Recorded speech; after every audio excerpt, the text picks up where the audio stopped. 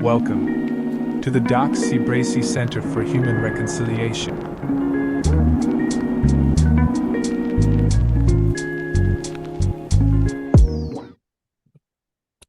Good evening. My name is Paul Bracy, and I'm founder and president of the Traci Baxley Center for Human Reconciliation.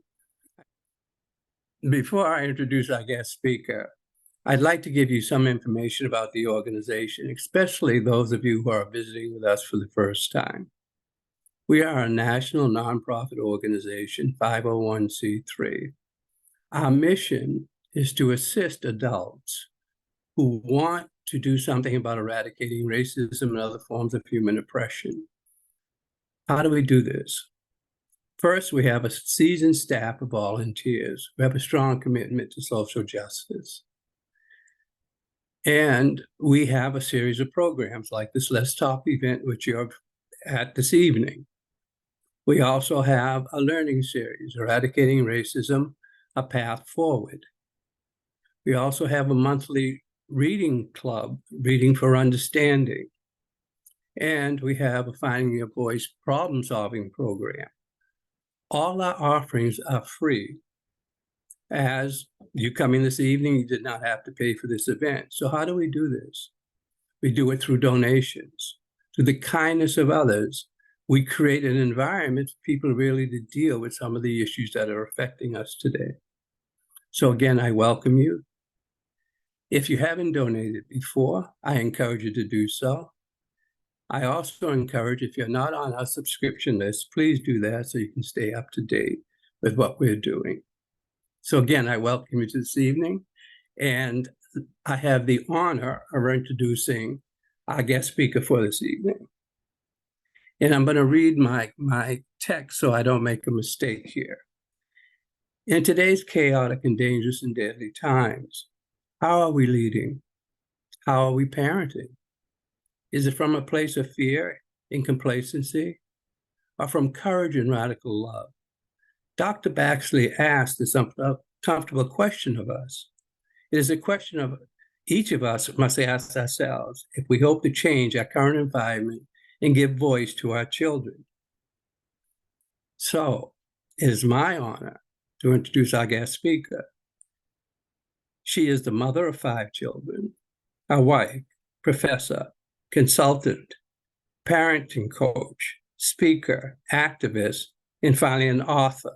Now, if you're looking at her picture, you wonder, how did she do that in all of this time? But she's managed to do that. She's the creator of the Social Parenting and the author of Social Justice Parenting, How to Raise Compassionate, Anti-Racist, Justice-Minded Kids in an Unjust World. Think about that.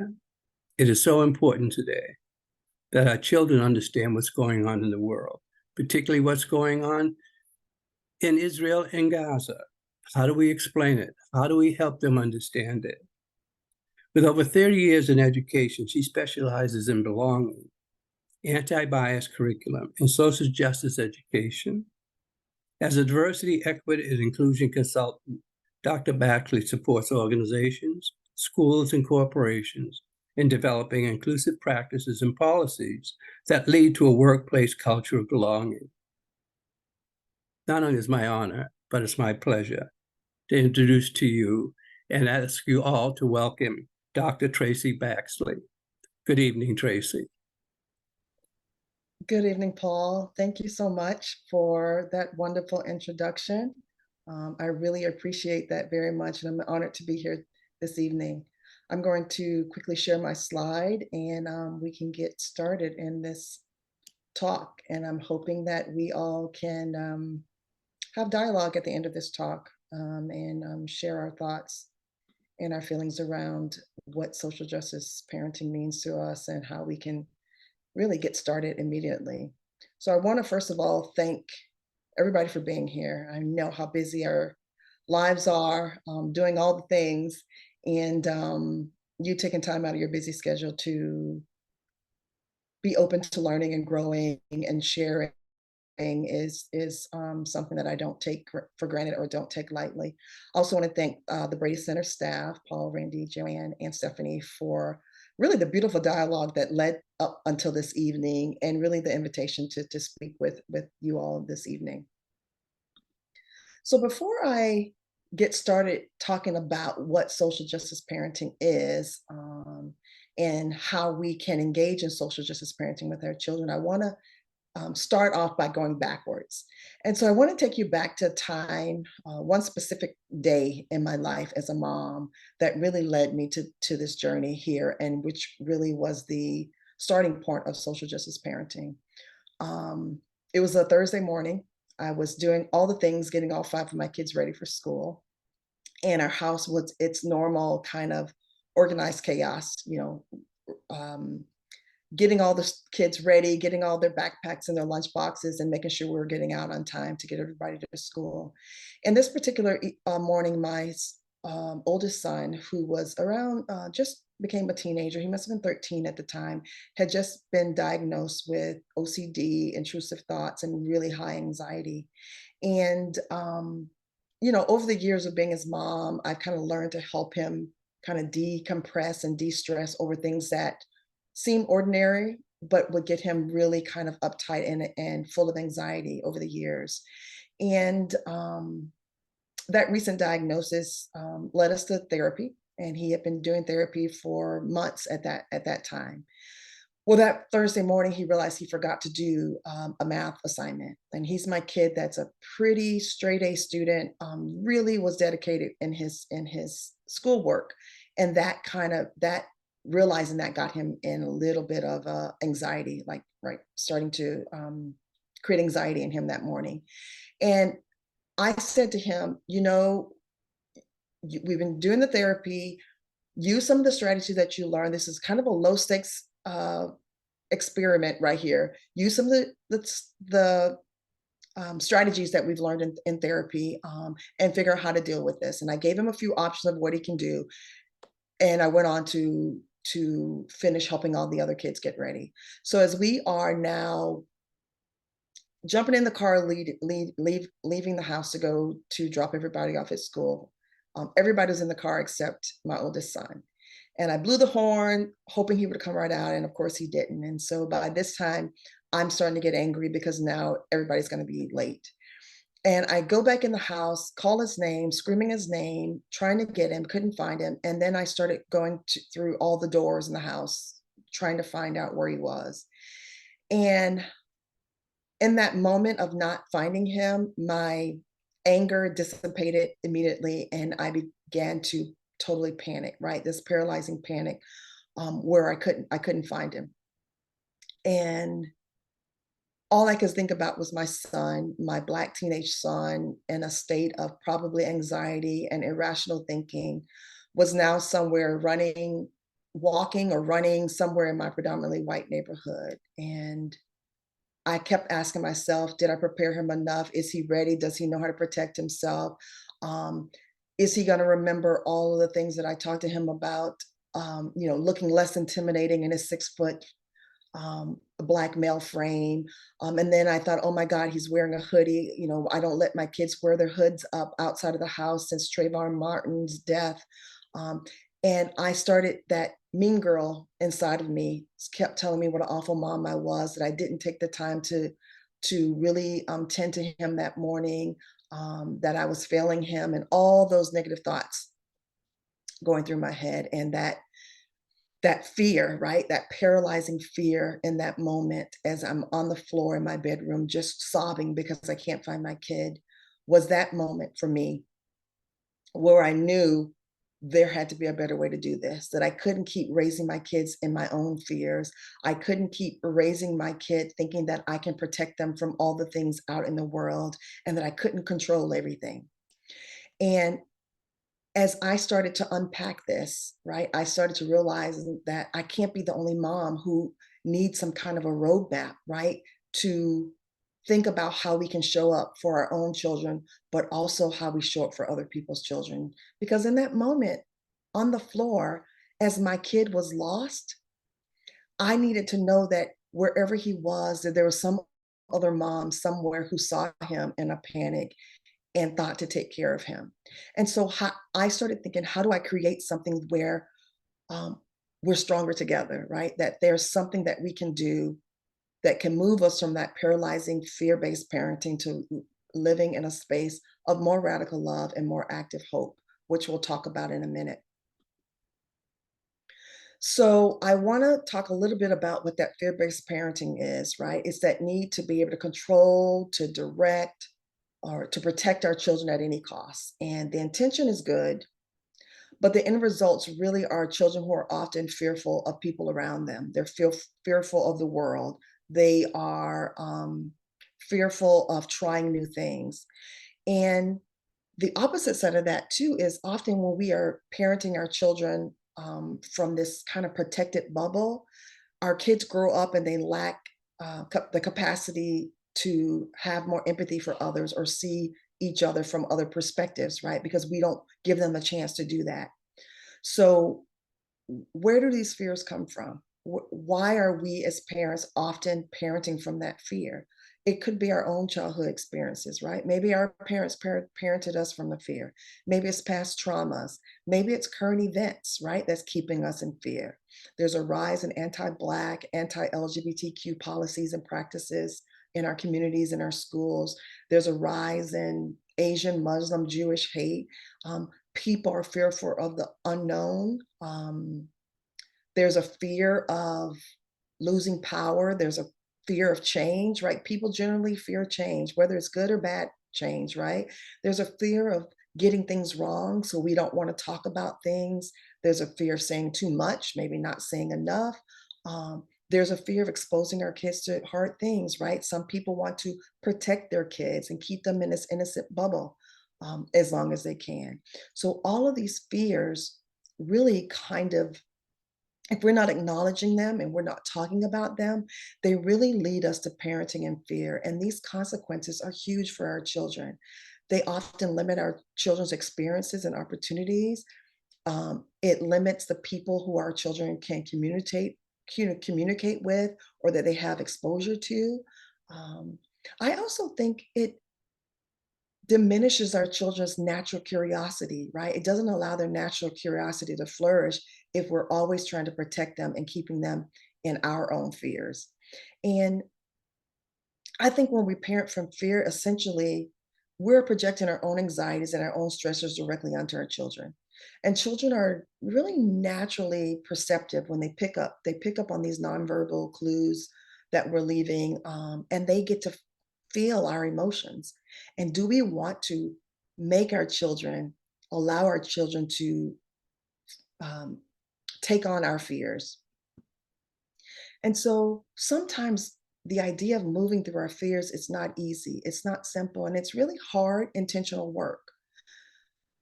We start to be able to move through those fears is by acknowledging and naming the fear. And that's what I was doing on the floor in my bedroom that Thursday morning. Like I knew the fears were about protecting my kids. And I thought at that moment that I had all that I could in me to be able to protect them. And I realized in that moment that I couldn't.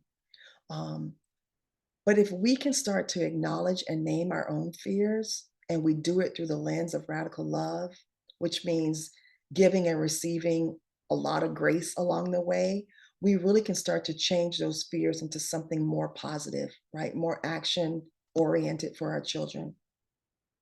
Um, Radical love is really this foundational way of the way that we can interact, the way to react, the way that our actions with others and ourselves kind of show up. It's about this unconditional love that's full of grace, it's full of forgiveness. Radical love really reflects on the feelings and perspective of other people, right? It's us seeing the humanity inside of each of us, and it allows us to be safe in our vulnerability, and it leads us to creating safe spaces for others to be vulnerable. Radical love is fueled by compassion and understanding, and it promotes the idea of healing and growth, and it helps us to support each other when we're struggling and when we're hurting. And it challenges us to reflect on our own biases, our own fears and traumas, our own experiences. And through the lens of radical love, we can expand our own narrow or limited ways of thinking about the world. Um, In radical love, you actively listen, even when you don't want to hear what someone else has to say, and even if you don't agree with what they're saying, right? But it's this idea of listening so that someone is heard, and you're listening without judgment or without having to have an answer or the right answer. Radical love is action oriented, it's community focused, and it's about creating a space of belonging for everyone. It's really this idea of love in action form. Sometimes it takes us to grow in radical love, right? It's not something that happens automatically.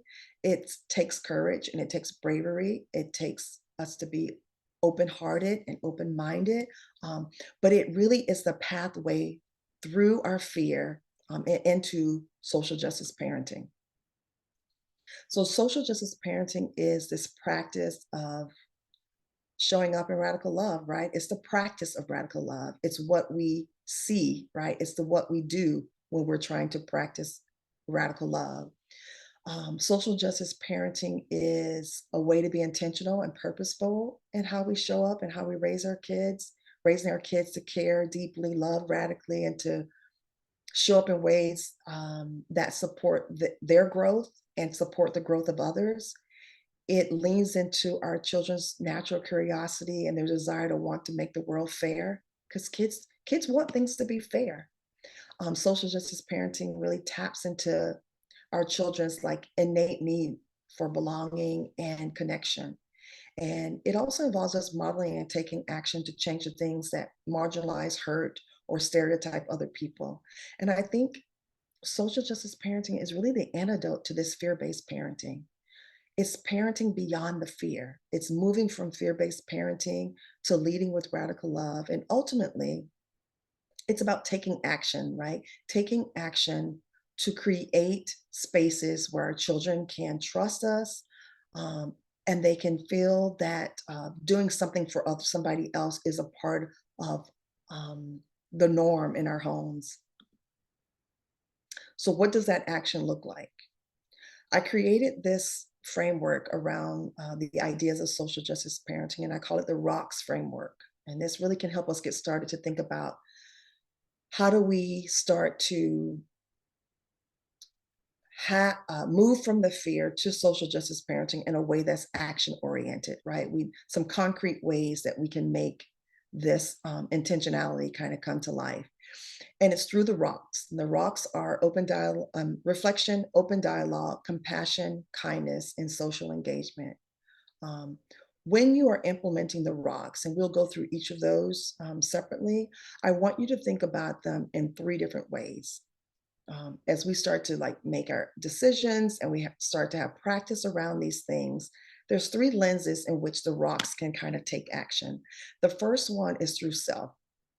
So you ask yourself, how am I engaging in the rocks for myself? Like, what does that look like for me to engage in reflection, open dialogue, compassion, kindness, and social engagement for myself?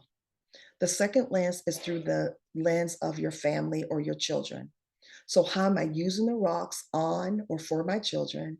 And how am I modeling what it looks like to embody the rocks in our daily lives with my family?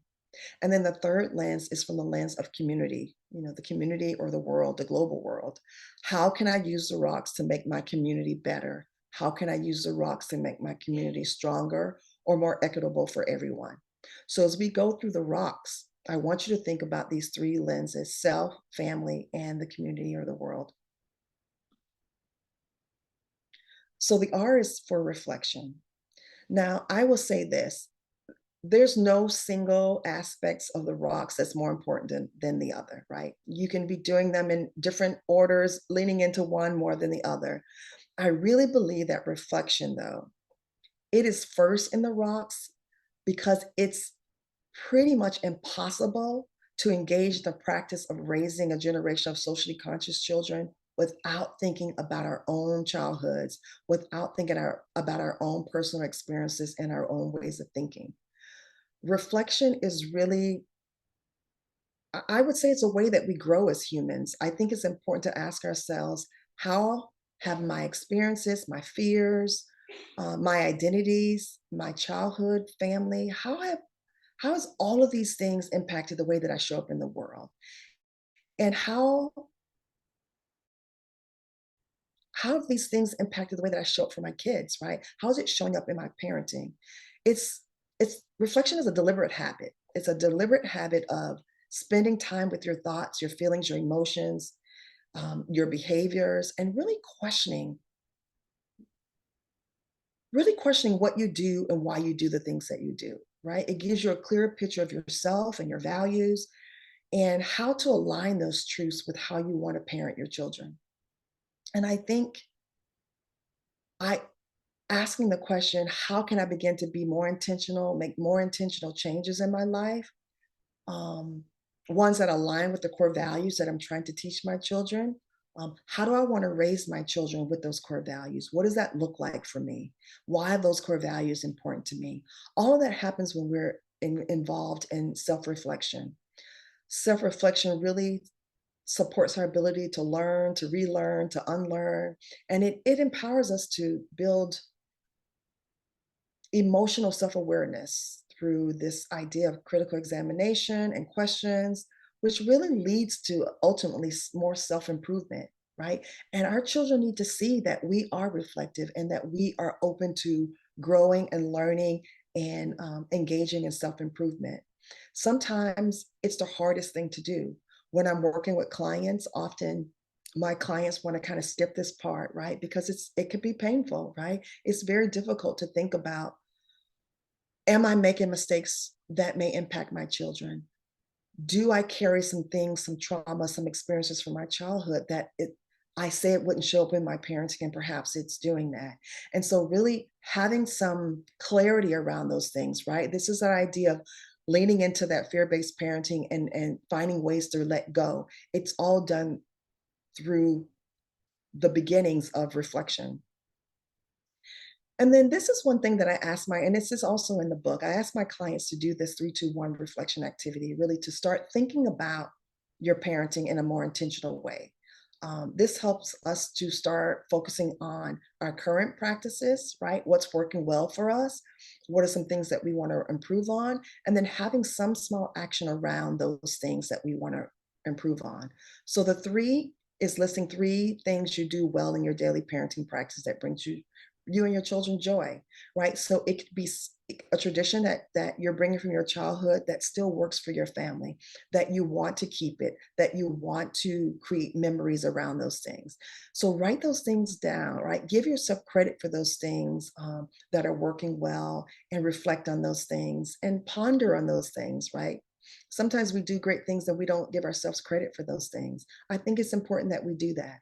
The 2 is to think about 2 parenting practices that you're currently doing that you want to change, or you want to do more of or do better with, right? So what are those things that maybe no longer serve you? Maybe you grew up with certain things. Like for me, um, I grew up in a family that we got spankings as young children. That's the way a lot of Black families parented during the time that I was a child. I didn't want to carry those things that forward with my children. So that's something that I actively stopped doing as a parent when I began to have children.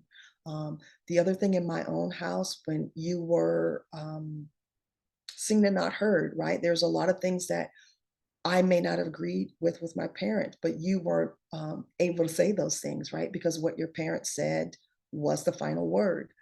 I remember not liking the way that felt for me as a child. And so as a parent, I allow my children to have conversations with me. I allow my children to voice their opinions, even when they're not the same as mine. And so those are 2 things in my parenting that I was very conscious about making changes with. So think about the things that you're currently doing that you know no longer serve you as a parent. And then the one is to choose one thing that you can do today or you can do in the morning that you can begin to start making a change in one of those areas. So create an action plan around some of your reflection, right? What can I do that can work? What's some small action that I can take to change that thing? And remember, there's no action that's too small. I'm a big believer in small actions make big ripples over time. And so if you're making small changes, those small changes can go a long way with how you raise your children and who they become as they grow up. So really lean into small things and not think that they have to be major actions in order for you to start changing. The O in the rocks is open dialogue. And open dialogue really requires us to have the courage to be vulnerable and honest with our children. And sometimes that's very hard, especially if you were raised by parents who were not open and honest and vulnerable, right? That showed emotions. It can be very difficult for us as parents to do that. I think social justice parents really requires maintaining open dialogue with their kids, which means we have to take the time to actively listen to what our kids have to say, and we have to validate their voices. I believe that if we are not allowing space for children to use their voices in our homes, how are they going to learn to do that out in the world, right?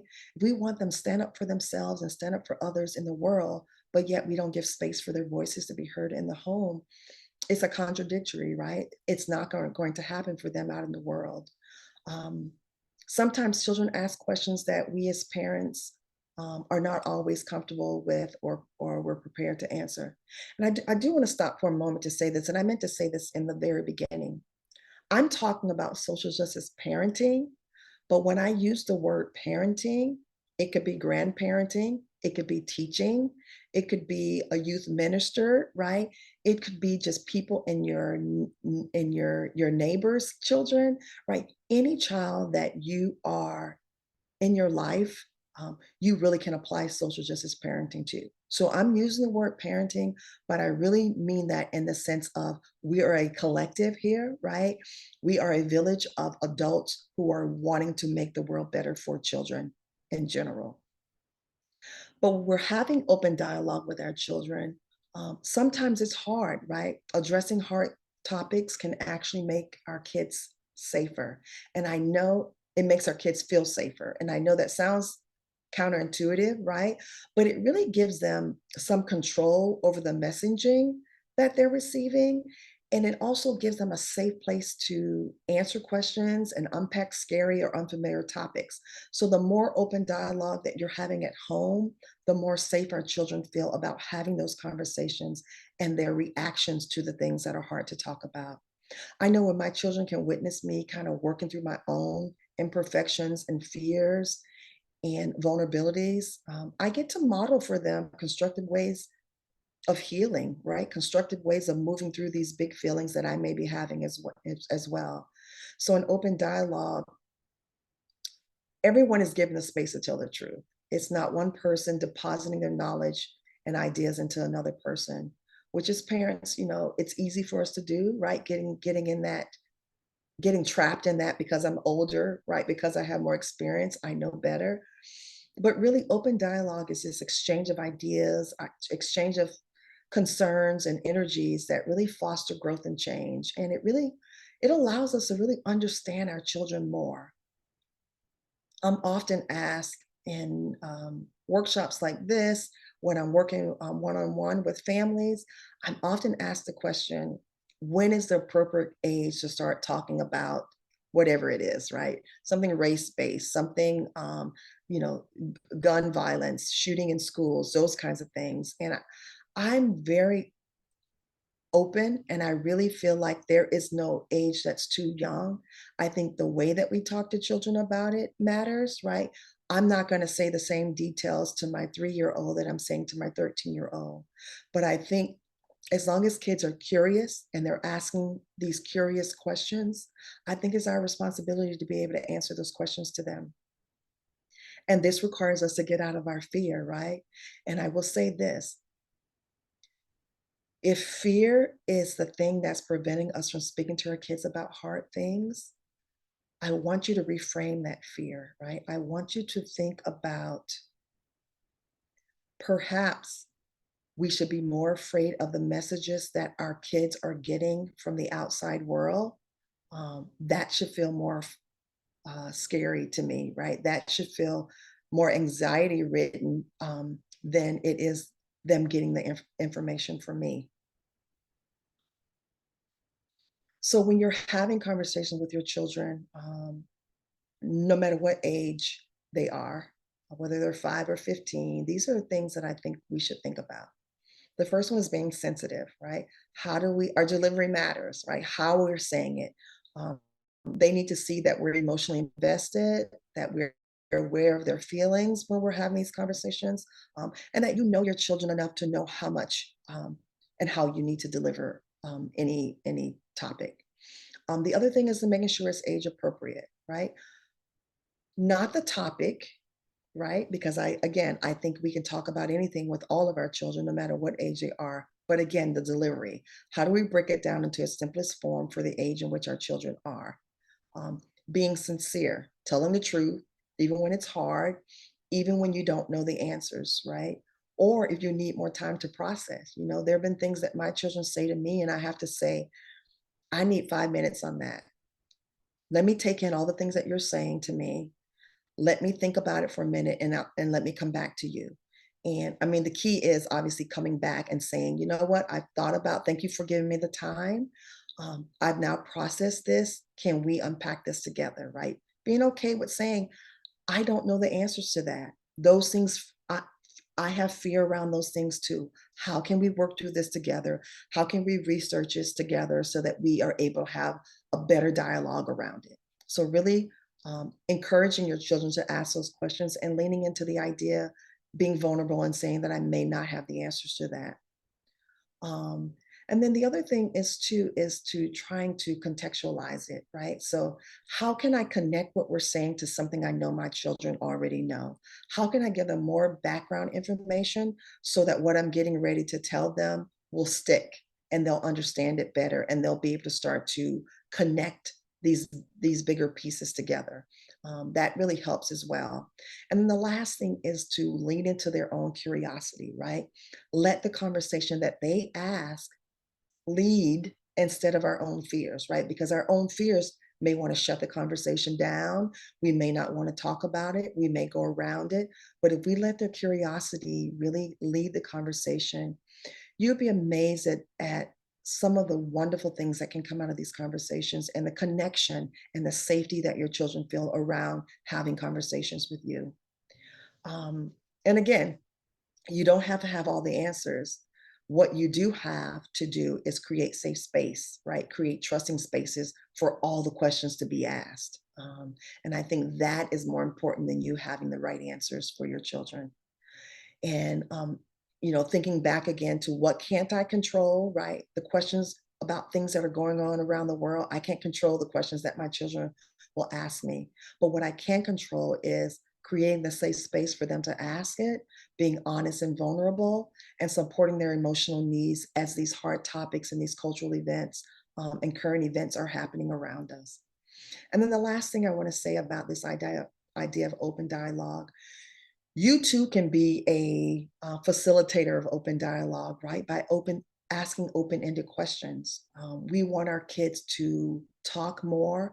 We want to know what they're feeling. We want to know what they know, because sometimes there's gaps in their knowledge, right? There's sometimes they get things from outside sources, and what they're hearing may not be facts, right? Or it may not be something that aligns with our core values in our homes. And so by asking them open ended questions, you get to see where those gaps are or what their thinking is around those things. And I often used to have these conversations around dinner time. We'd have questions and popsicle sticks in a jar. Some of the questions were heavy questions. Some of them were light, funny questions. And we just would pull one or two out during dinner time, and that would help us with the conversations. But ask open-ended questions that will keep the conversation going, and allow you to get to know your children more, and know what they know, so that you know how to answer their questions moving forward. The C in the rocks is compassion. And compassion is that moment or that feeling that comes between being confronted with someone's suffering and right before you take action to relieve it, right? So compassion really starts with self. And I know often as parents, um, self-compassion, I know for me, it's the hardest thing of the rocks for me. Giving ourselves grace when we fail, giving ourselves grace when we make the wrong decisions, or we're feeling lots of emotions, right? like I felt that day on the floor that Thursday, right? When that mean girl inside my head was telling me I wasn't a good mom, that was myself not allowing self-compassion. And so I think the more that we can lean into self-compassion, the better we are for our children, right? Not in just being in our own bodies, but also the example that we're leading by showing self-compassion. We're teaching our children to do the same. So much of compassion is really this idea of just paying attention to other people. Sometimes we get lost in our own experiences and our own fears and our own lives that we don't observe other people. But we can really mitigate the harm that we sometimes unintentionally cause by really just staying aware of others, paying attention to how our actions might impact other people, and teaching our kids the same thing. What we do, right? I believe in all this idea of the big rippling effect. What we do, what we say, the way we show up, it all impacts people outside of our homes. And so when we think about that, how do we show compassion as with our words and with our actions? Compassionate homes are really these places where children's voices and feelings are prioritized, right? Compassion is not something that we teach our kids. Instead, it's something that we show them every day in our behaviors, in our actions, in the way that we talk to them, in the way that we interact with them. You know, how do we react when our children make mistakes? Are making mistakes okay in our homes? Is home safe when you make mistakes, right? How do we show compassion to our children in our homes? When we teach our children to respond to others in compassionate ways, that positive rippling effect, it'll be evident. It'll be evident in the way that um, they respond to other people. Um, Compassion in communities, it means it's coming together around these common ideas of seeing people, right? Validating people and trying to understand the lived experience of people who are different from us, right? Believing their lived experiences in ways that really kind of open our hearts more. Um, I think compassion is the root of all social work. The more seeds of compassion that we sow, the more our children will really harvest this life of service for others. And I think we don't display compassion enough to normalize it in our homes, in our communities, and really in the world. You know, right now we need more compassion as we see things unfolding in the world right now. The K in the rocks is kindness. And kindness is compassion and action. So I think kindness is one of the most powerful tools to overcome society's greatest challenges. And there was a study done in Harvard in 2014. It was called The Children We Mean to Raise. And it focused on all the values that children perceive were the most important to their parents, right? And 80% of the children who responded to this survey thought that compassion and kindness were less valued by their parents than their achievements and their happiness. And that's the message that our children are getting from us. But in 2020, Parents Magazine did their parents' value study, and they surveyed parents across the country. And the most important trait that parents said that they hope to cultivate in their children was kindness. And so children are getting the message that kindness is not as important, where parents think that they're sending a message that kindness is the most important. And so there's a disconnect with what we're saying and what our children are interpreting to be the truth, right? So it seems like the message of get straight A's, win the race, are really drowning out the messages that our kids are hearing about, you know, make sure you help somebody today, make sure that you smile at somebody today, those kinds of messages. And so the interesting thing about kindness is that you don't even have to be involved in kindness, in a kindness act, in order for your body to respond. There's a lot of neuroscience, a lot of neuroscience research that really shows just watching a kindness act has the same neurological impact. Um, I was on a plane on a flight a few weeks ago, and I saw a young man helping an elderly woman get her luggage down from on the rack. And just watching that, it made my heart so full. It was a young Black man helping an older white woman, and I just felt so happy. And it immediately made me think about the neuroscience behind that. And I felt light and happy and just like I was part of that act. And so I think we should be showing more kindness, right? And talking about kindness in a way that our children feel it. There's a lot of research that show that children who are kind actually feel happier and they feel more connected to others. So whether you're spreading kindness, receiving kindness, or just simply witnessing kindness, the end result is the same and it becomes a facilitator of more kindness. So when you've taught your children compassion and kindness, they really become attuned to what other people around them are experiencing. And it becomes second nature for them to look outside of their own lives and imagine lives of others and engage in acts of kindness. The actions that kids are exposed to the most is the action that becomes habit. I mean, how awesome would it be if kids were exposed to the habit of compassion and kindness the most, right? Think about the world that we would live in right now if that was the thing that they were exposed to the most. In my book, I outline some actions that families can do together around this idea of compassion and kindness because I'm a real big believer in giving our children the language that they need to self advocate and to engage in self compassion because I really think that that's where it starts. And I also think as caregivers, we need the same, what I call back pocket talk, right? Some words that you can say to yourself when you're in the moment that you need to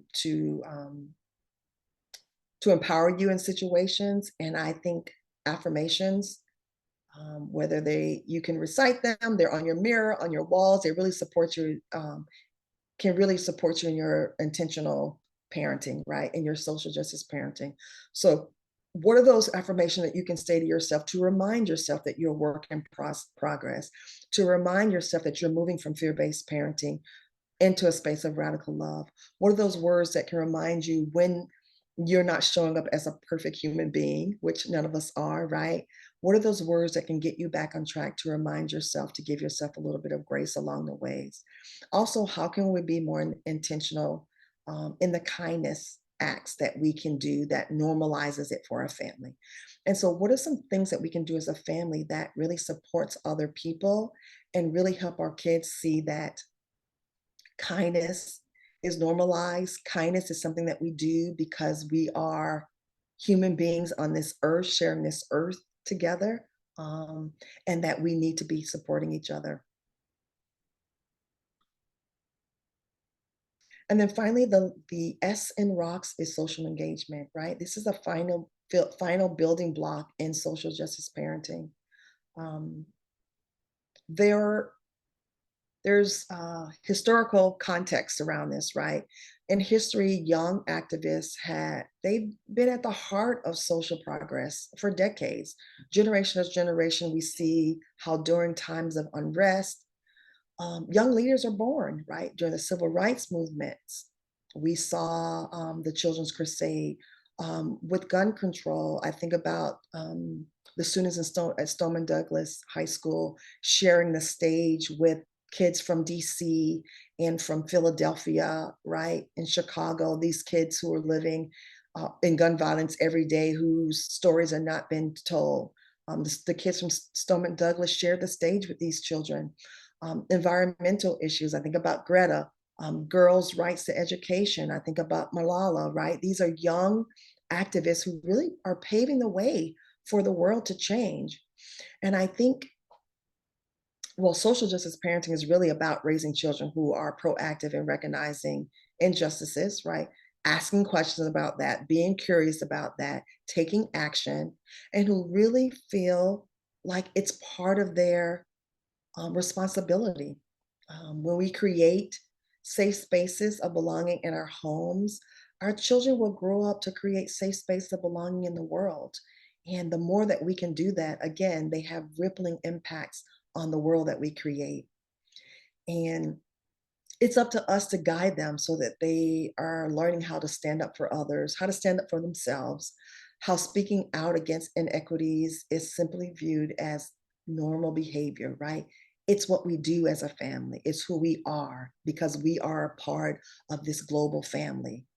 And the more we model these intellectually curious behaviors, like pushing back against status quo, when it comes to issues that are the most important to us as families, the more these habits of activism will be normalized. And I think if we show our children how to respond to injustices, whether it's about global warming, protecting animals, homelessness in our community, racism in society, whatever that is, they'll develop their own sense of social justice engagement and they will follow that. That will follow them through their adulthood.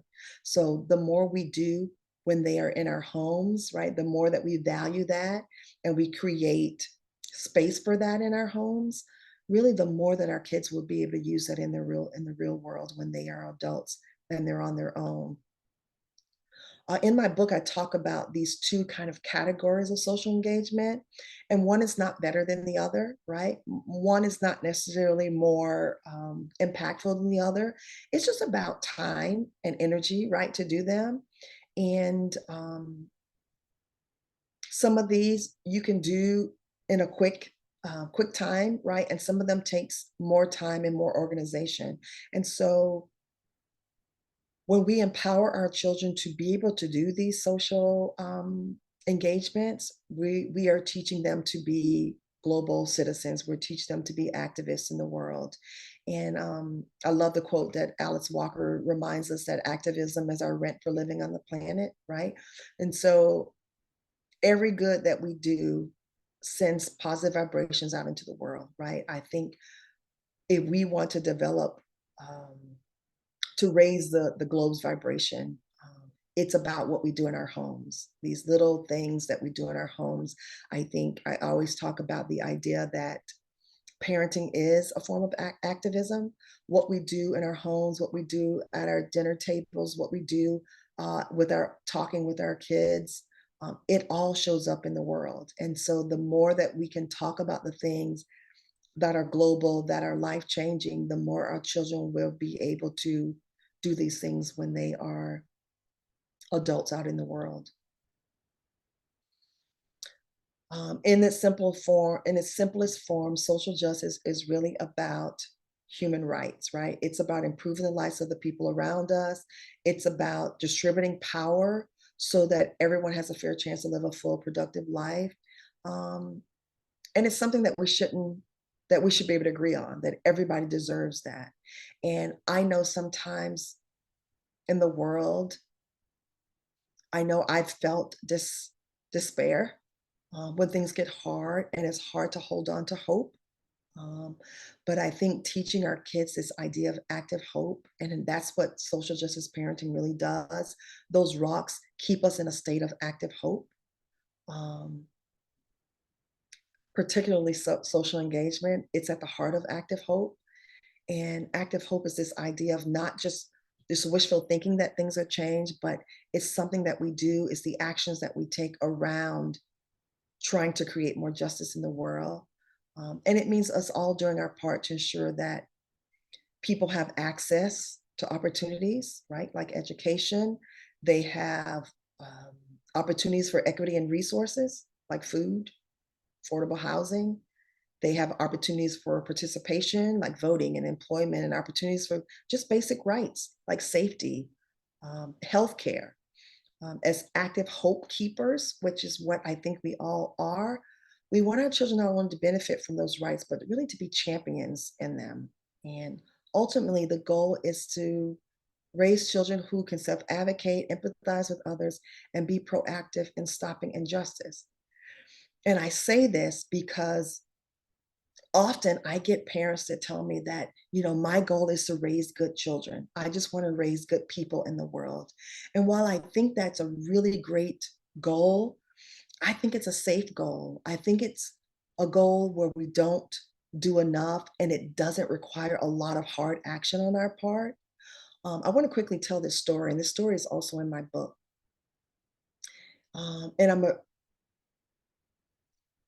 let me tell the story first, and then I'll go into that. But so before I had kids, I was a part of this kind of boot camp, right? It was like an 8-week boot camp where we did workout in the mornings and a workout in the evening for 8 weeks every day with this group of people. There were probably about 15 of us in the group, and we were led by this ex-Marine who was near and dear to all of our hearts. We spent a lot of time together, and we really got to know each other a lot. We got to really care for each other, really saw each other as friends. We had dinner at each other's homes, and it was a really great, close-knit community. As we were finishing up our last class for our last workout, everybody was teary-eyed, everybody was feeling a little bit sad and vowing that we would all stay in touch, even though we weren't meeting every day.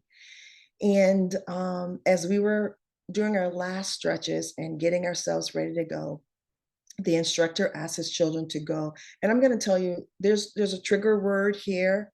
I will tell you right before I say the trigger word in case you want to mute yourself, or to make sure that you know that there is going to be a trigger word that I'm going to use. So the instructor asked his children to pick up all the equipment that was left on the basketball court. And so the daughter, who was probably around 10 or 11, got up and she started picking up all the cones and all the jump ropes right away. And she turned around and looked at her brother, who was maybe about 8 years old at that time, who was moving very slowly across the basketball court, dragging his flip-flops across the court. His head was down, his shoulders were slumped. And she turned around to him to say, again, this is a trigger word, "Stop being lazy and acting like a nigger and help me." And of course, immediately everything went silent, right? Nobody on that court said a word to me. My girlfriend and I were the only two Black people in the group. And I am sure, because I knew those people, right, that they would describe themselves as good people, including the instructors whose children said the word. But in that moment, being surrounded by good people wasn't enough, right? And so, although it wasn't, it was pretty devastating at the time, and it felt pretty significant at the time. Since having kids, it doesn't seem as devastating, right? Because there's bigger things in my life. But in that moment, I remember feeling like, why isn't anybody saying anything? And clearly the children had no idea what they had said, right? They noticed the energy shifted in the room, right? They knew something had happened, but they didn't know what that was. So they're using words that they had no idea the meaning behind it. And I think in that moment, all of these good people were in that paralyzing fear, right? Sometimes our fears sometimes keep us from seeing each other, right? From leaning into our humanities, from taking action. And I'm seeing a lot of that kind of fear right now when we're talking about what's going on in the Middle East, that our hearts are heavy, but we don't know what to say. We don't know what to do. And sometimes those fears leave us and our children trapped. And so I'm saying this to say, part of the rocks is taking action. Part of the idea of taking action is that we have to raise children who are not just good people, but we have to raise children who are pro-justice children. So what does that mean, right? What does that look like? I think when we're raising good children, it's really this idea of being safe, right? It's hard to argue with the fact that, hey, I want to raise good people. But it's really not enough to stop racism. It's not enough to stop homophobia, sexual abuse. It's not enough that to stop gun violence, right? Being a good person is sometimes passive, right? But being pro-justice requires us to move more knowledgeably to know things more knowledgeably about the realities of things going on in the world and how they impact our family, right? And how they impact people in our community. It requires us to go beyond just saying we believe in social justice, right? We want to do the right thing, but it requires us to really take action. It's about raising kids who have the courage, right? Those who would take action to alleviate the suffering of others around them. And it also takes us working together. How can we assure that that everybody has an opportunity for human dignity, basic rights, and safe environments? Raising children who are pro-justice is really about raising kids who will be the allies, the activists, the agitators, the anti-racist. Raising good children teaches children to do no harm, but raising pro-justice children is about raising children to intercede when harm is being done. These are change makers in the world, and I want my children to be those. And so I am working actively to make sure my children are not just good human beings, but they are really pro-justice human beings in the world, where they can choose to connect with people. They can choose to make decisions where they see injustices around them in their community and they want to do something to change it. So I want to kind of wrap up with talking about what does that look like, right? So there's a subtle difference between raising good people and raising pro-justice, but the impact of that shift is huge. It changes the way our children will show up in the world. So I want to lean into a couple of I'm a big proponent of creating family core values, and I'm taking a couple core values that I often see when I work with parents. The first thing we do is create family core values. So I'm taking a couple of core values that I see often that parents use in their families as an example of what does it look like if you're raising good children or good people, and what does it look like when you're raising pro-justice citizens, right? So we all want to raise independent children who that we can support their sense of agency, right? And agency is just really this idea that our kids are being able to make choices and good decisions for themselves. So let's take that as the first core value or common value that I see. So if you are raising good children, right, and you're thinking in terms of giving your kids agency to make good decisions and independence, we'll do that around this idea of giving. So if you're raising good children, you could say to your children, right? Your children are going through their toys or their clothes, right? And we want to give that to people who may need them, right? And so you say, you can choose what toys you want to give away to other children who don't have toys on their own, right? So you're giving them the ownership of the situation, and you're giving them the opportunity to make choices for themselves about what they want to give away and what they want to keep, right? So this feels like their decisions really kind of influences what happens to them. But if you are looking at it from the point of not agency just for self, but agency for advocacy. So if you are raising kids from a pro-justice stance, that same scenario would look something like, let's go to the community organization and see how we can support them. You can choose from the list of items that they need the most, right? So this is where you are building a child's sense of agency, right? Because they get to choose, but it's around the idea of advocacy and not themselves. So it feels like their decisions can influence others and events around them. So it's not just me cleaning out my own space, but it's about how the decision that I'm making is really influencing people around me. Okay, so let's look at another example. This was about gratitude. So that's a core value that I often find with families. They want to teach your children gratitude. So the situation is we're walking into the store, my children and I, and we encounter an unhoused elderly man sitting outside the grocery store, right? And so our children may say something to us about what they see. If you're raising good people, the scenario or your response could be something like, yes, he doesn't have a house to live in, and I feel so sad for him too. There's so many people that don't have a place to live. We should be very, very grateful that we do. We should feel very grateful that we have shelter every day, right? So you're teaching your kid gratitude. You're recognizing what you have, right? Your privileges, and you don't want your kid to take that for granted, and you want them to be thankful for it. So it is teaching gratitude. And so if you're taking that same scenario and you're looking at it from a pro-justice perspective, the response may go something like this. Yes, I did hear the man asking for help when we came into the grocery store. it's so unfair that so many people can't afford to have a house. What can we do to help him? Right? So notice that we're recognizing that there's a problem in fairness and equity, right? And it's not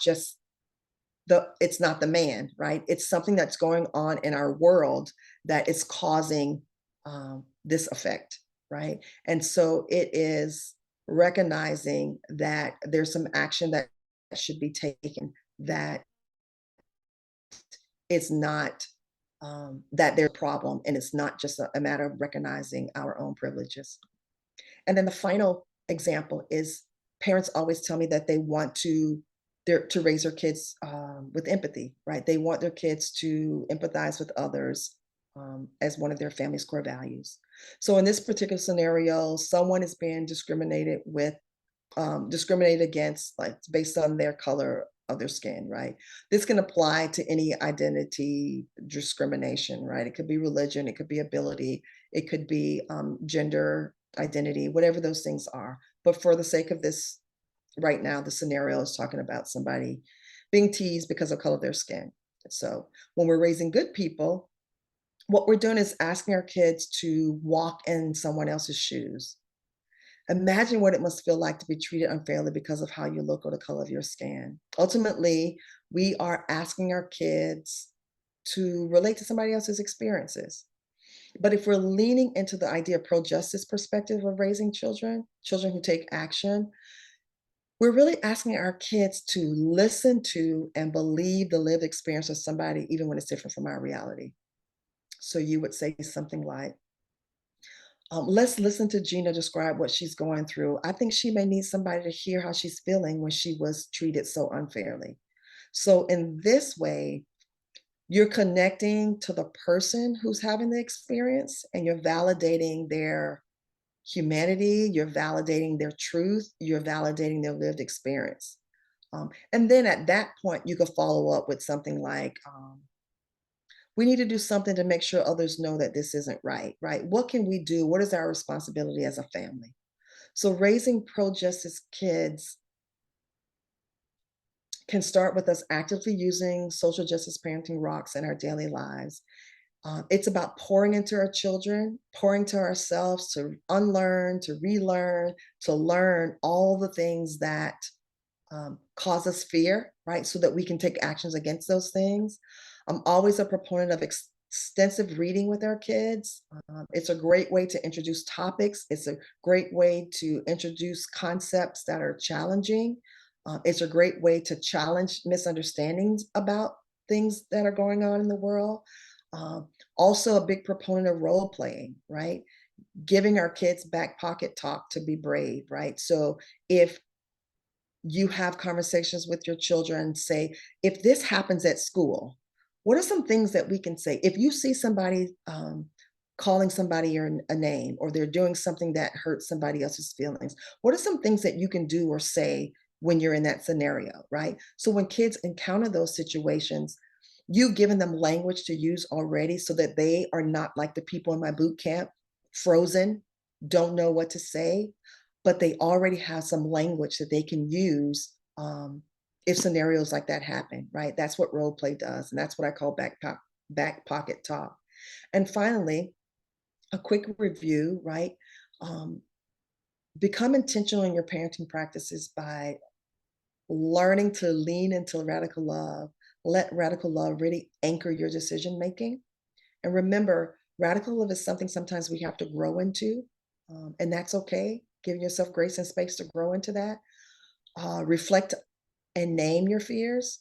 Where do they come from? How they impact your parenting, and what little small action can I do to make things different? Focus on the things that you can control, right? Put your energies into the action that you can control, and don't waste your energy on things that you can't control. And then lastly, model the behaviors of being a pro-justice adult that you want your children to see and to emulate in the world. You are their biggest role model. You are their biggest hero, champion, right? And so what we do matters in the way that our children will show up in the world. So again, creating safe spaces, creating justice leaders in our homes will have rippling effects out into the world. And I will stop sharing my slide and we can get into some Q&A.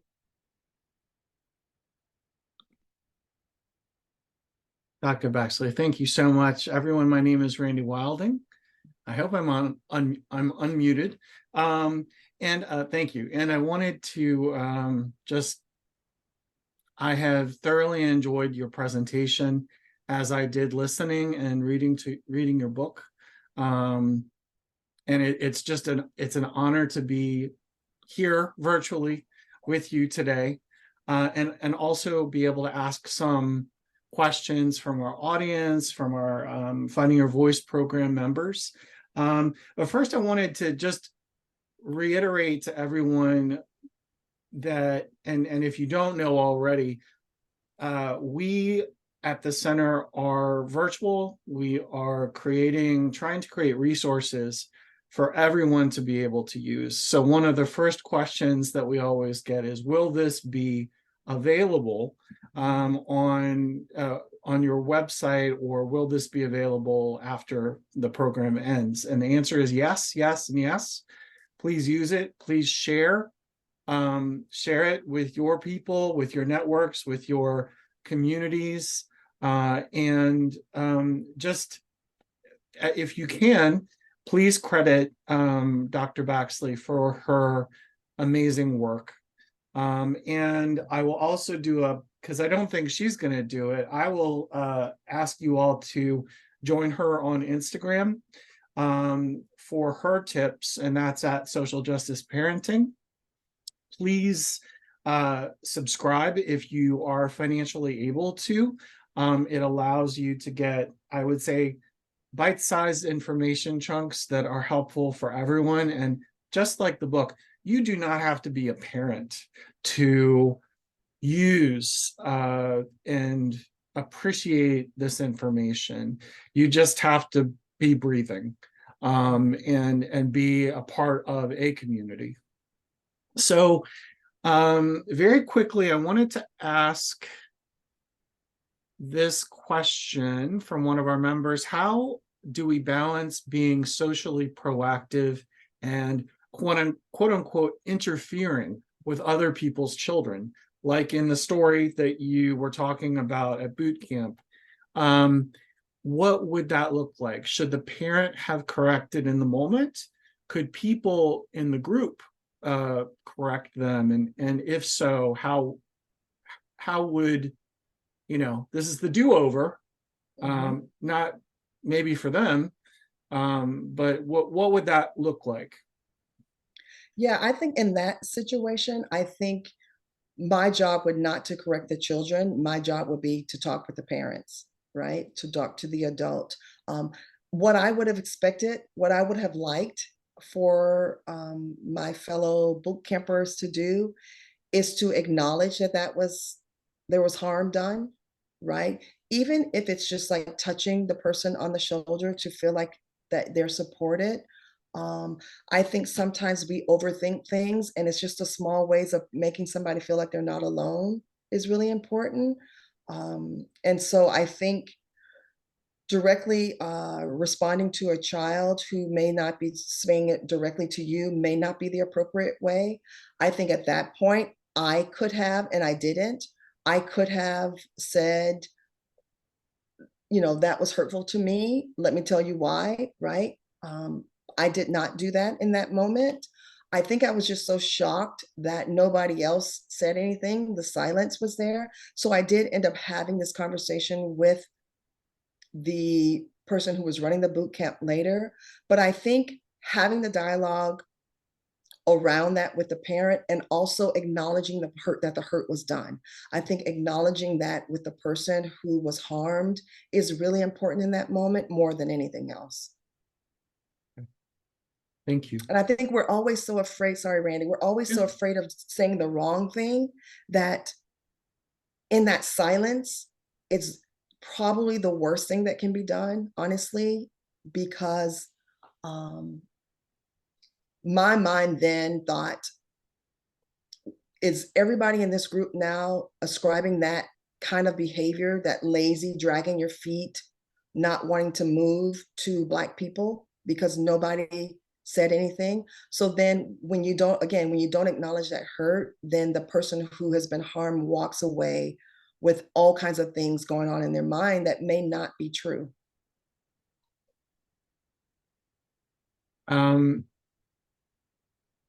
Thank you. I think that right now we've got 3 questions in the Q&A. If anyone does have additional questions as we go through them, please go ahead and put them into the Q&A dialogue. I'm also going to be referring to some Post-it notes on my desk, as well as the pre-event survey questions. So if I'm looking around a little bit lost, I'm just looking at different sources. We received a question in advance about what can someone do remotely to promote social justice parenting. And by that, it could be a grandparent or a parent or someone else that's out of state that wants to support their loved one or their group, but they can't do it. They can't sit down and have a circle or have a deep dialogue in person. I would say providing resources, like say it is a grandparent, right? I would send a book, like a diverse book or a social justice book or something. And then there's Zoom, there's FaceTime, right? Read the book together, talk about it together on through video chat.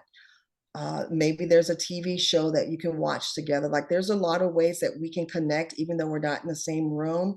But I think the best way to do that is offering the resources, sending the resources to your loved ones who are not near, and then being able to have open dialogue through video chat, through the phone, or whatever. But I think having spaces where you can keep the dialogue open and contribute to who they become, I think is really important, and we could do that through resources.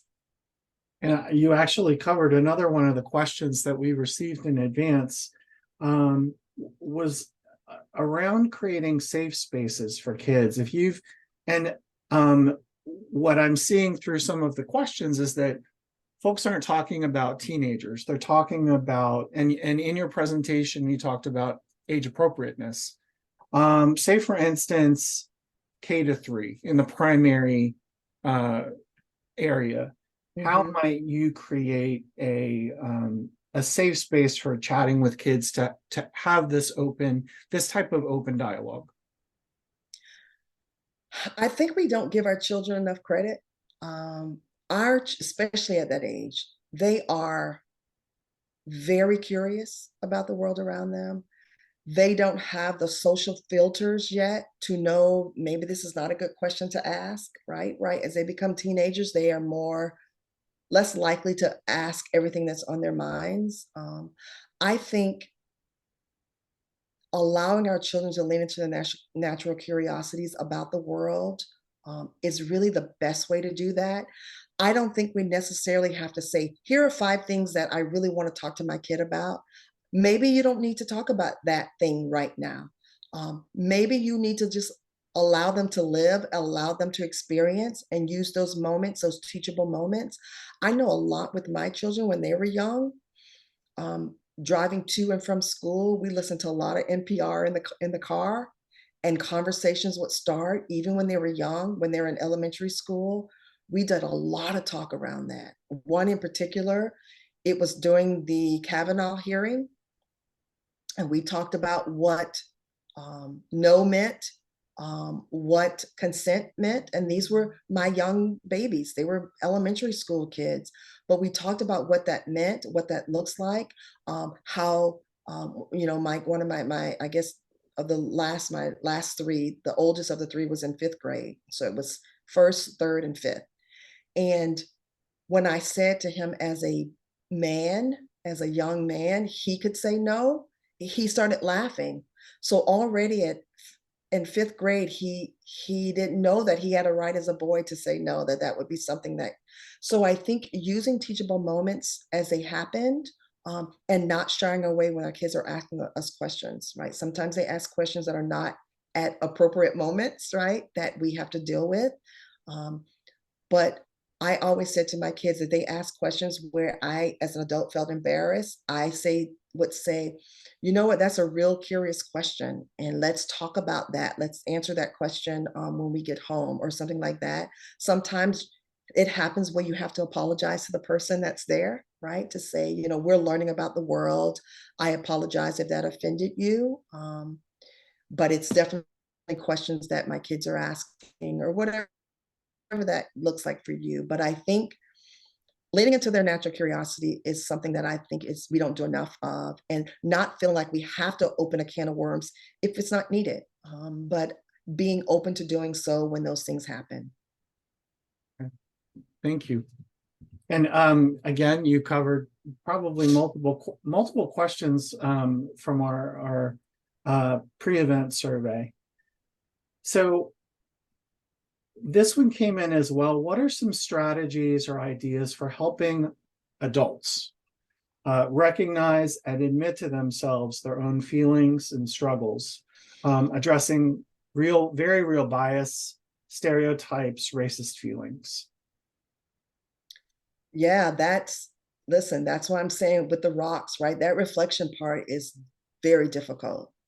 It is about doing the hard work to being honest and open with ourselves about who we are, where those fears come from, and the patterns that are part of our lives, our childhood, right, that we brought into our adulthood. And I think when we start, I'm a big proponent of writing them down, right? As they bubble up, you're writing them down so that you can look at them and you can face them. But I also think that sometimes we need support in doing that, right? Because sometimes things are painful. And if you need professional help in doing that, I think you should get that. If you need a coach, a therapist, or whatever that looks like for you, I think the hardest part of it is really getting to the point where you're willing to do the work. And if you're willing to do the work, taking small actions, again, no matter how small they are, that can lead you to a place where you want to be as a caregiver for somebody in your life. But I think naming and acknowledging those biases really is, and the first thing I get so crazy when people say I don't have bias. We all have biases, right? And I say this kind of, you know, flippantly, but like, for instance, if I'm watching football and neither team is my team, I'm rooting for the person with the black coach or the black quarterback. Just so what I do, right? That is a bias for me. And so when we want to start off saying I don't have biases, I was raised to not see color, I was raised whatever, right away that requires us to do a deeper search. So I think really being open to those things that bubble up, writing them down when they do bubble up, getting support around that, to have safe conversations around that is really important. And I think those are maybe first steps to really starting to do the work. Okay, thank you. All right, I'm going to go to the live Q&A. I like this one. Do you present in schools? I know that the answer is yes, because I've seen a lot of evidence. Is there a curriculum for schools for social justice parenting? Yes, very interesting. And I do have it's the rocks, but it's through like the social emotional lens that I do with schools. Not a lot of schools are a little bit afraid now. I work a lot with independent schools who are open to help raise global citizens, right? Compassionate global citizens. But the rocks are written through the lens of SEL curriculum. And so I do work with a couple school districts and a lot of independent schools. Great. And to answer that question, Therese, I believe all of her contact information will be provided and is on the website at socialjusticeparenting.com. From Monica, there's significant focus on resilience among Black and Brown families, particularly in the face of social justice. Some seem to support this, while others express concern that this particular concept of resilience positions the most marginalized to become better at enduring injustice. Would you mind sharing your thoughts on this, especially in light of social justice parenting? Wow, that is a great question, and a question that I've never been asked. Wow. And as you said, if you need a moment Yep. to think about it and process, we can do that as well. Yeah, I love that question. Here are my initial thoughts. It's definitely, thank you for that question. And it's something that I'm going to ponder on more, honestly. I think that's a great question. I do believe, I have mixed feelings about it, right? I do believe it's through resilience that as a people, Black people, that we're still standing, that we're still surviving, that we're still in some cases thriving. But I do think there's a cautionary tale, right? In the idea that we have to keep that it's constant, right? Because I know there's this idea, especially for Black women, right? This we can do it all. The strong Black female. It's very hard and it's very taxing, right? Mentally. And I think we are resilient people, right? In a country where it's racialized. But I think there also needs to be space where people can just be, right? Where it's okay, a safe space where we can say, I'm tired. It's a lot. There's a lot of fatigue, right? And I think we have to create those spaces where we are able to say we're it's heavy or we're tired, and it not feel like something negative against the struggle that we've had to get here, or the ancestral struggle, right? And I think the more safe spaces that we can create for people to be able to unpack that, I think the less mental health issues that we will have, especially in the Black and Brown communities. Thank you very much, Tracy. From Therese, many schools are not only not addressing racism, but actually perpetuating the same old isms our country has founded on by banning books, promoting Columbus Day. The teachers themselves have an outdated education. Books they don't understand are getting banned since teachers themselves are not educated about accurate history, especially Black history. Do you find yourself I think we know the answer to that. Do you find yourself coming up against what your kids were learning in school? Yes, and let me preface my answer by saying I live in Florida. So that tells you a lot about what I'm up against in general, as a mother, right? As an activist, and as somebody who teaches in higher ed, right? That is an issue for me as a faculty member. And so, yes, 100%. It's an issue in schools. I am often working with parents trying to help them navigate the system, right? How to come up with questions to bring to their administration, how to write letters to their politicians, how we are, what's the best avenue to take, resources to make sure that the history that they're teaching their kids is real history. So yes, I think as an activist in schools right now, it is very difficult, and I am trying to work with parents now on using their voices, right, to make differences in what's going on in our schools. So yes, it's very, and this is when I talked about, how sometimes there is a wave of despair that I feel like I have to remove myself from everything for a couple days to like recenter, to gain clarity, to feed my own mental health, because I feel so heavy.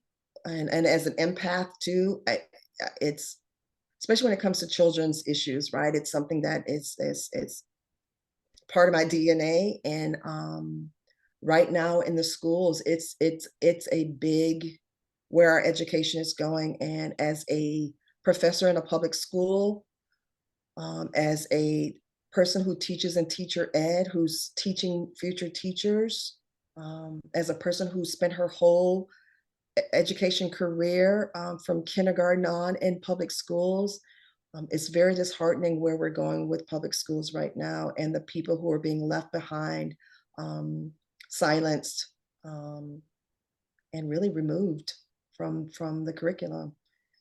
So yes, it's an everyday fight. So, I mean, in that to me, that directly ties to what you were just talking about before in the previous answer regarding resiliency and being the standard bearer of justice, and that having been assigned that job of not only of being responsible for educating people as well. Where are the opposite? What is the opposite to moms of liberty, or the other organizations that are actually pushing and giving verbiage for book banning and changing curriculum so that it removes topics that are seen as controversial? One of the groups that I follow and do work with, it's called Red, Wine, and Blue.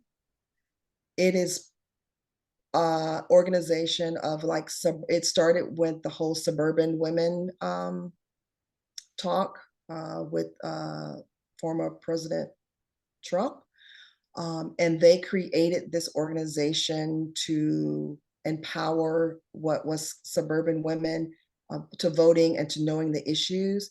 And they do a lot of counter resources and misinformation that is, the counter to Moms of Liberty. Gotcha. Thank you so much for that. And I see that our fantastic colleague Yes. has put it in the chat for everyone, so you all can go check that out. I'm going to go back to the Q&A. Dr. Baxley, you used the word grace so emphatically that I want to know more about what it means to you. Yes, this is something that I am very, I have to stay conscious about and very intentional with that in terms of being a mom. I don't want to cry, being an activist, because sometimes we get so wrapped up into whether we're doing enough, whether we're good enough, whether we're doing the right things. When things don't work out, it's so easy for me to pick myself apart about what I should have done differently, and that I have to remind myself the same grace that I would give other people, right? And seeing the humanity in myself is really important, and it's very intentional for me because I can spiral around that. And so, when I talked about the whole self-compassion and having affirmations, that for me has really supported my mental health through all the things that are going on in the world. And I think it's easy for us to think that we're not doing enough. And I have to remind myself that small things matter. And so I think it's really important that, especially as we're learning new things, like if we're trying to do the reflection on where we are as a human being, right? Where our biases are, what our experiences have been, and wanting to change things the way we show up for the children in our lives. I think we're going to make mistakes. And being able to say that making mistakes is a part of the growth, right? It's part of the journey. And the grace gives us a chance to keep moving forward, even when those mistakes are made. And I think it's something that we all should make sure that we are thinking about as we are growing and changing and learning, and trying to show up in a better space in our humanity. Thank you so much. And when I listened to you, when I listened to the book and reread it, and when I listened to you during this presentation, as someone who was also, I never thought that I would consider myself an activist, but now I proudly wear the badge. You do have to take time for yourself. You do have to unplug and rest and recharge and then come back.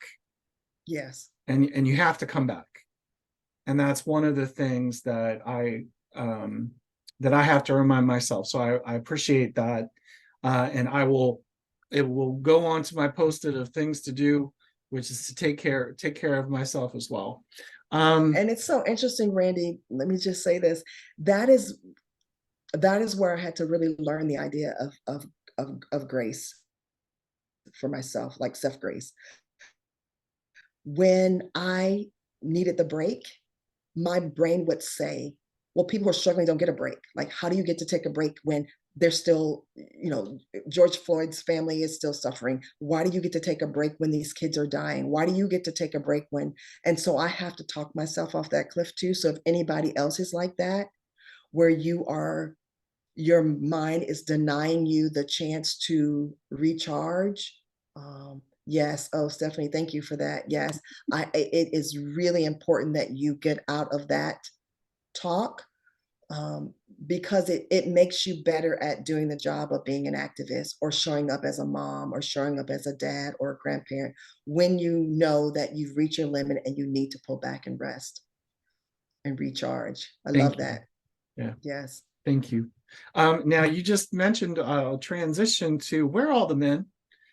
Where have they been? Where are they? Why aren't they here? When I look at the registration list, if I'm just going by traditional, looking and guessing at people's first names, and we have this is not a new question, and this is a question that regularly comes up in I would say in our book discussions, in our eradicating racism learning series, and I'll placement for that right now. We've got one starting next Thursday. But where are the men? And how can we as activists bring them in? And I might have something to do with beer and hot wings, but let's go for it. That is a great question. And I have to say too, when I think about all the families that I've worked with, like one-on-one, it is the woman in the relationship that's pulling the men in, right? That seek me out. And the other thing that I've noticed too is that, and this is really where I started working on that idea of raising good people versus raising pro justice. A lot of the dads would say, we're raising good people. Like, I just want to raise good people. And it was often the moms that were the ones saying, I want to do more than that. Like, is that enough? And, so that's really where that came from. I saw a lot of difference between the parent that wanted to raise good people versus the parent who wanted to raise pro-justice people.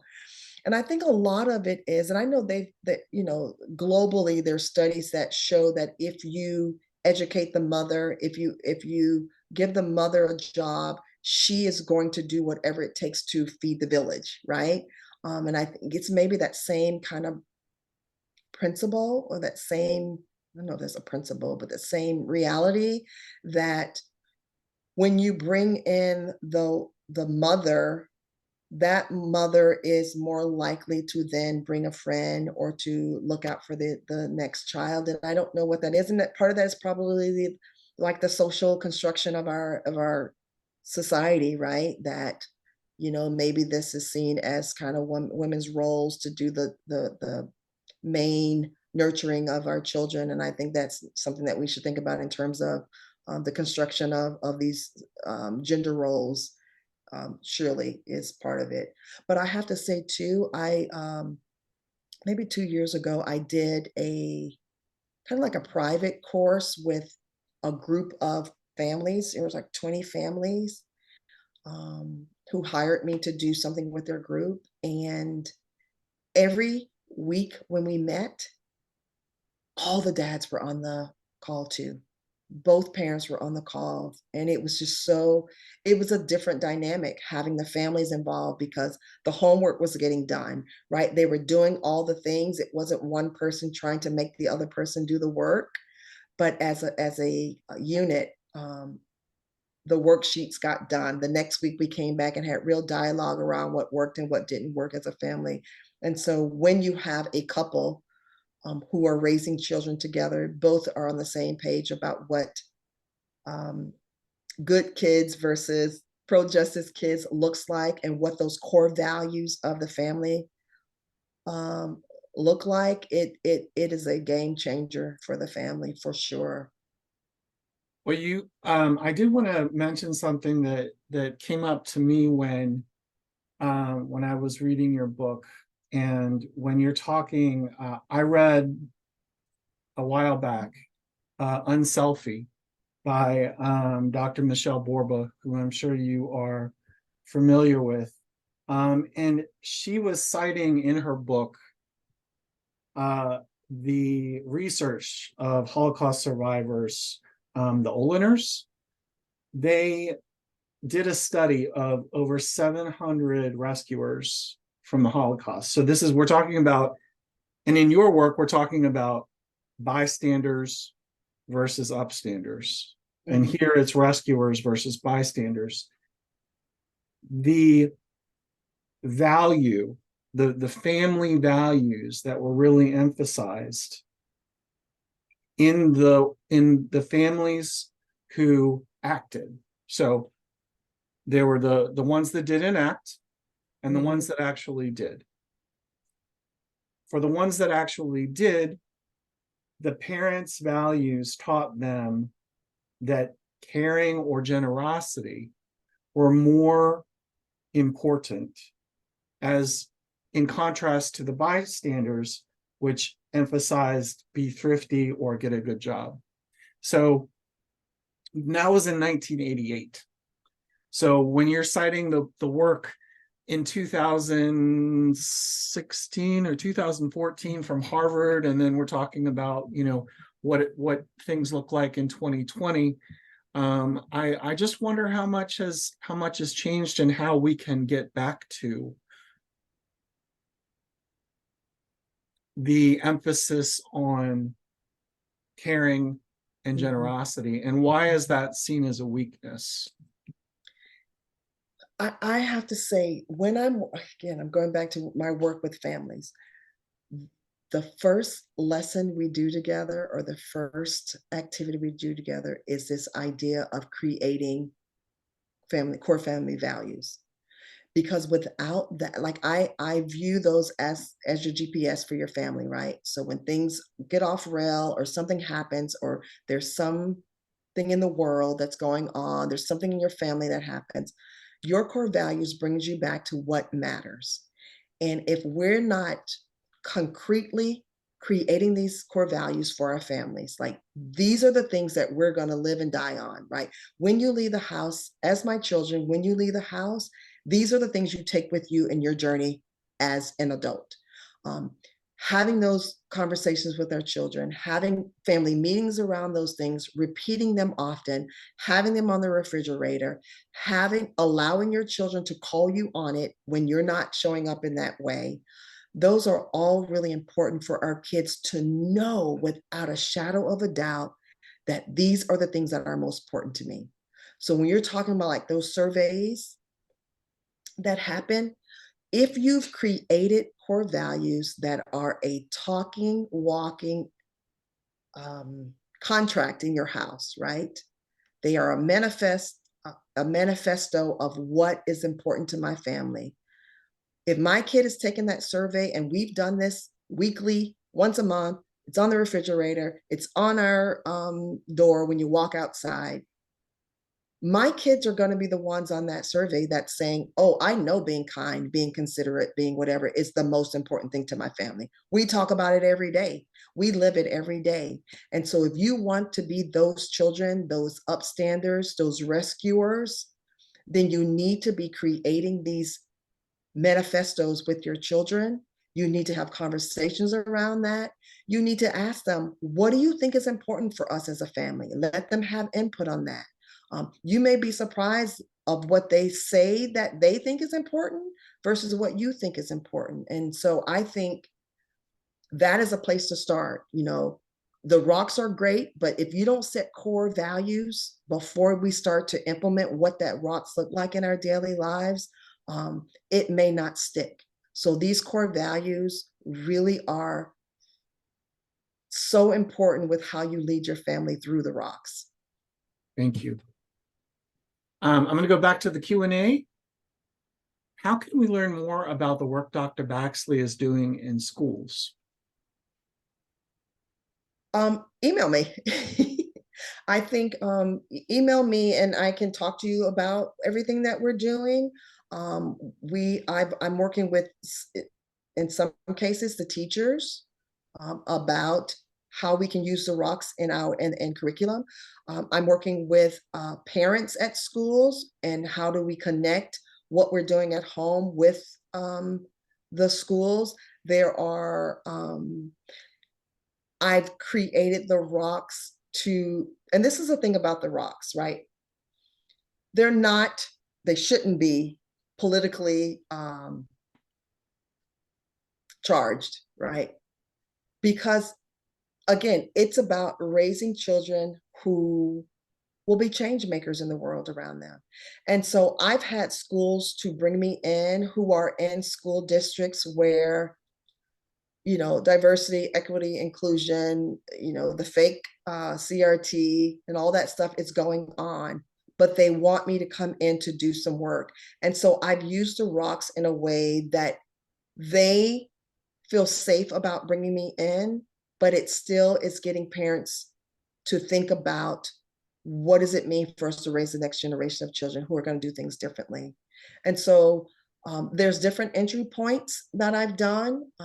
Some school districts are like, I shout out to the DC school district, who is very open and saying we want to be an anti-racist school district by 2025, right? So come in, hit us hard. What do we need to do? How do we change our curriculum? And they're all in.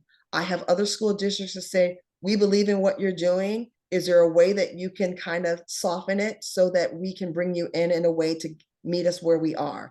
And so I've done a lot of that around that. And I know in the Black activist community, I get pushed back to say, they have to learn on their own. Why are you teaching them? You're not going hard enough, whatever. I'm a teacher, I'm an educator, I'm a mom, it's who I am. And so I'm going to meet you where you are, because again, I believe in the ripple impact.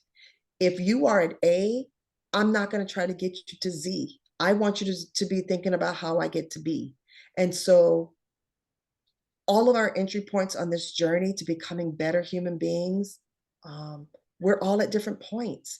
And I am willing to take a school district, a school, a organization where they are, and let's get to the next level. And so that's what I do in school districts and in classrooms or with school PTAs or whatever that is. Where are you? And then how do we get you to the next level? Okay. That's wonderful. Thank you. So, and Stephanie, thank you for putting Dr. Baxley's contact form in the chat. And also, just to let everyone know, all of these resources combined with a recording of this event will be available on our website. So you don't have to write everything down furiously or cut and paste. They'll be on the website for use, including all of the external links that we discussed as well. All right, back to the queue. Oh, wait. Ooh, I want to, this is very selfish. What are you reading? I am reading, let's see, what's the last? I'm reading a book about trauma, actually. I'm in the process of writing my next book, and it's about generational trauma and how we can stop the cycle in our parenting. So I've been reading a lot of generational trauma and trauma books on just learning more about, you know, the neuroscience of trauma and how trauma really lives in our bodies for 3 generations. And what do we do about that? And how are we more proactive? And how do we show up differently in our own parenting, not to continue the cycle? So that's what I'm reading now. But for fun, this is, I don't know if you want to read this, but I just download Jada Pinkett's new book, and then right now I'm reading Leslie Jones's the comedian's book. Or I'm not reading her book. I'm actually doing hers on audio, so it's a little bit of comic relief, but it's not for the weak of heart, the faint of heart. So that's what I'm doing to decompress from all the books I'm reading about different various trauma.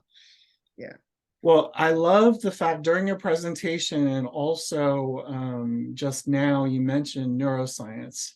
And you didn't know this, but our next Let's Talk speaker is going to be, hopefully you all will be able to see this when I put it up. Oh, will it work? No, maybe not. It's The Neuroscience of You by Chantal Pratt. And she is going to be joining us in January with her presentation entitled Shortcuts, Stereotypes, and Preparedness in the Brain. So we are continuing that path of understanding, not just what we can do in ourselves and in our families to make the world more just. We're also looking at it from a physiological perspective of how did things come to be? And what are some of the things that we could potentially change or unlearn or unwire and then rewire when we have that opportunity? So we're very honored we are honored to have you as a guest. We're going to be as honored when we talk to Dr. Pratt as well. So enjoy that. That's yeah, excellent. it's going to be great. It's going to be great. She's so fun Yes. too. So I have a question from anonymous attendee. How would you recommend white parents talk to their kids around 6 years of age about the N-word?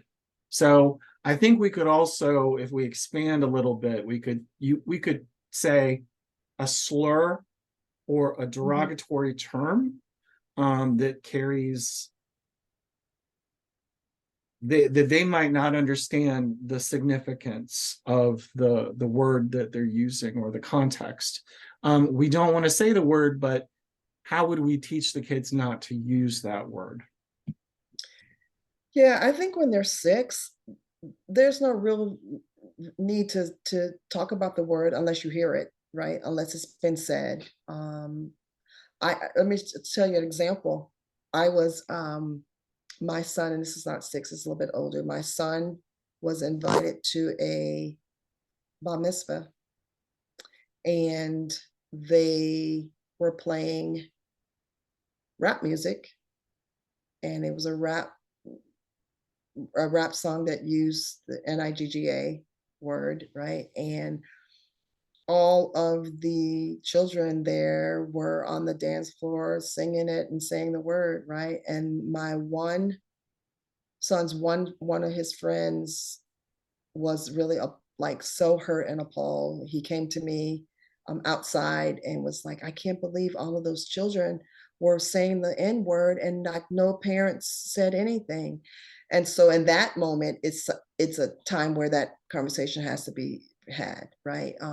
But I think if it's not something that comes up, it's not a conversation that like when I say open dialogue, it doesn't mean like you just go through a bunch of stuff and you just have a conversation. It really should be a teachable moment. It should be something that's going on in the world. It could be something that you've read about in books or in things like that. It doesn't mean that you have to address everything right away. But if that word does come up, I think it's a great idea to have a conversation around the word, like just from a historical context, how that word was used, right? It was used to make Black people feel badly about themselves. It was used as a word to keep them in their place, so to speak, and explain the negative consequence, the negative connotations of the word, and why we don't use it now, why it's still hurtful, how we as a family, these are our core values. We don't say anything to make people feel, dehumanized in any way. And when we do hurt, it's important as our core values that we mitigate the harm, or we apologize when harm has been done. And so if we said that word or we've heard that word, this is what we do as a family. And I think just explaining it to them in very real terms again, with sincerity, right, with context, is really important for us to do with our children. And I think using language that our kids can understand is the way that you present it. And I think it's our own fears of that word that makes it hard for us to have the conversation with our children. And I think one thing too, I want to say with that, when you have those kinds of conversations, ask your children, what did you hear me say? What did you get out of this? Because a lot of times there's gaps, right? And those gaps may come up later, that something comes out that you didn't mean it that way. So having your kids to paraphrase what they heard you say or what they learned from that is really important, so that you can fill in those gaps right away. That's we're talking about moving from, theory to action. That is something that every parent, if they're not already doing it, can use. And that's something that, just like many of these tips, many of these suggestions, I will also be implementing in my relationship with our kids as well. We're going to be coming up on time soon. If anyone has any other questions, please go ahead and drop them in the Q&A. You have an extensive list in the back of your book. So to answer Teresa's question about resources, there's an extensive list in the back of Social Justice Parenting, and also on Dr. Baxley's website. But are there any, other than Social Justice Parenting, are there any books, or maybe one book, that if you were able to get into the hands of every parent or person who works with children, what book would that be? Oof. That is a great question. I love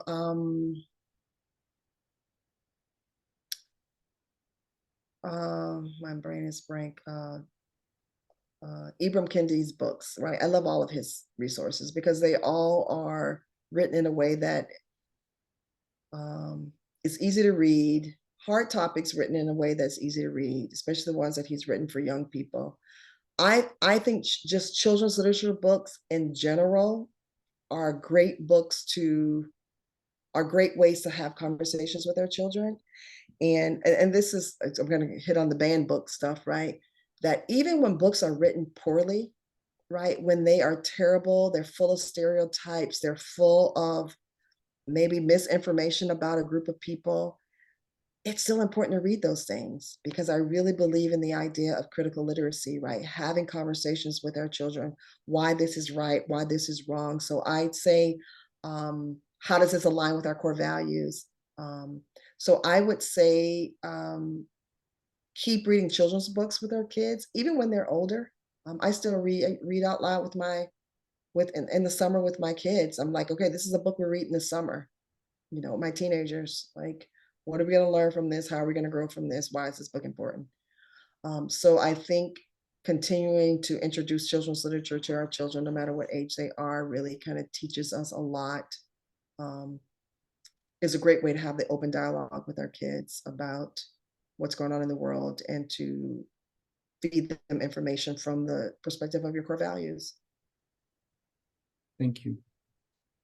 We're coming up on time, but I wanted to ask you, in your description of your childhood, you talked about a special ice treat called Lily Dillies. So what was your favorite flavor? Strawberry Lily Dillies. See, that was it. I And knew it was going to be yes, like, let's listen, do this. they were a quarter for a large and a dime for a small one. It was literally made juice in a pixie cup stick that you just pushed at the bottom and they would raise out of the cup, and we'd sit for summer for hours sitting around eating our Lily Dillies. Many good memories of That's inexpensive desserts. That's right. Okay, so from Monica, not a question, but a comment. A deep gratitude for Dr. Baxley's talent and commitment. Thank you, and may you find restoration along the way in this work. And I know that all of the practitioners here, the activists, the people the parents, the educators, everyone that's joined us for this event shares that sentiment, and I do as well.